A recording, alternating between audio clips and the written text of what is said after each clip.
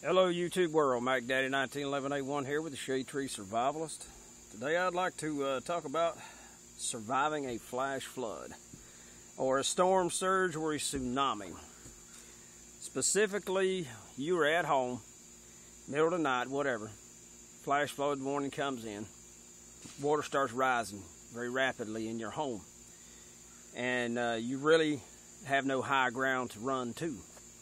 Now here where I live at, there's a nice, really tall hill on either side of us, and we can run up that sucker and we may lose everything, but at least we won't lose our life.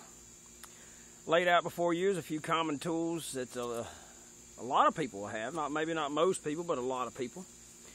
The top corner in the center there is a battery powered drill. Below it, the yellow and black thing is a reciprocating saw, also known as a sawzall. That one has a power cord.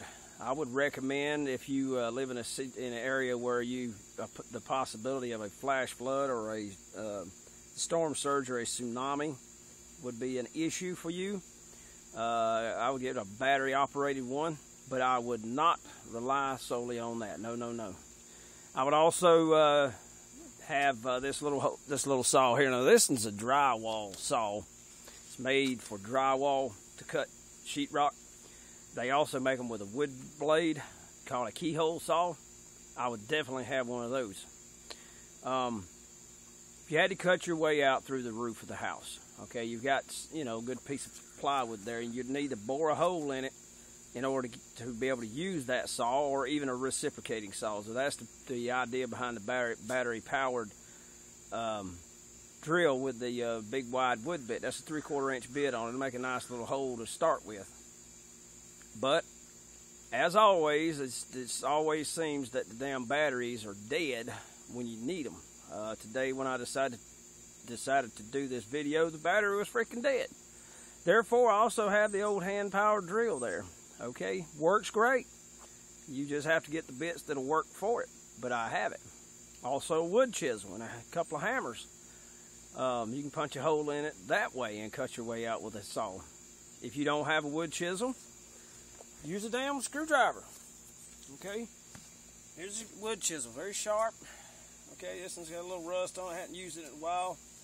Had some sweaty hands the other day when I was using it, but very sharp. Really do the job. This is 1 inch. When it is, I maybe paid $8 or $9 for a set of 4 of them. Very good tool to have handy. But if you don't, you can use a flat head screwdriver and a hammer to beat it through and to cut you a hole out. It doesn't have to be pretty. Who gives a damn? You got to get out. You got to survive. Okay. All else fails, you may be able to pry one corner of the plywood that off the rafter and push your way through, or break your way through it. A hammer will help with that. This is I think it's a 2-pound or a 3-pound sledgehammer.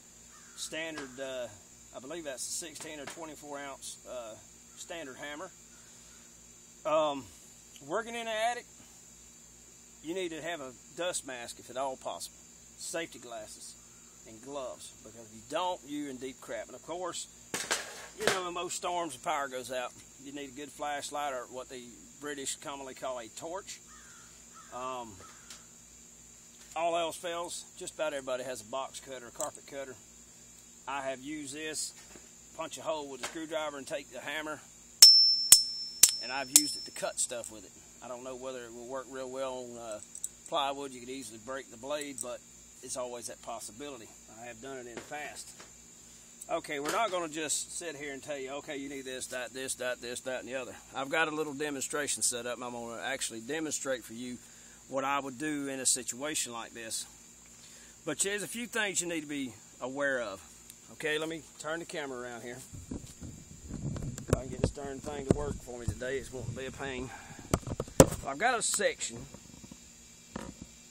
from my brother's shop that got destroyed back last April during the spree of tornadoes that came through northwest Georgia. Okay, and his shop was destroyed. I mean, it literally destroyed it. And this is a portion of the roof. Okay, let me move the camera around here. See, it still has the shingles on it.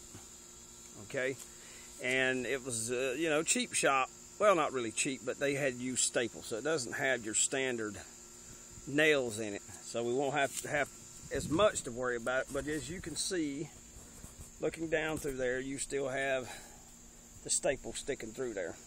Okay, when you're up in the attic, you're trying to get out, you need to be aware of that.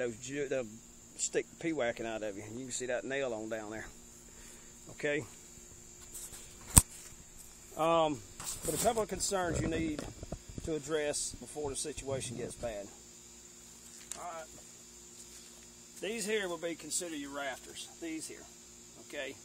This is what supports your ceiling. Your ceiling from inside the home is nailed to the bottoms of these. Okay.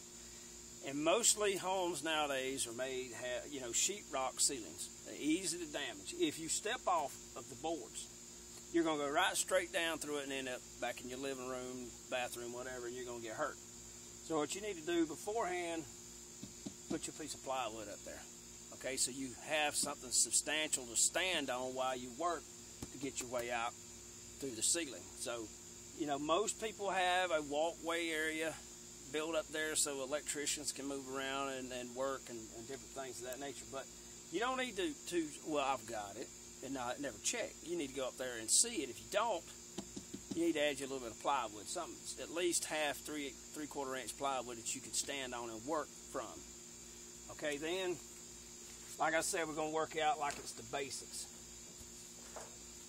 You have the drill. You have the drill.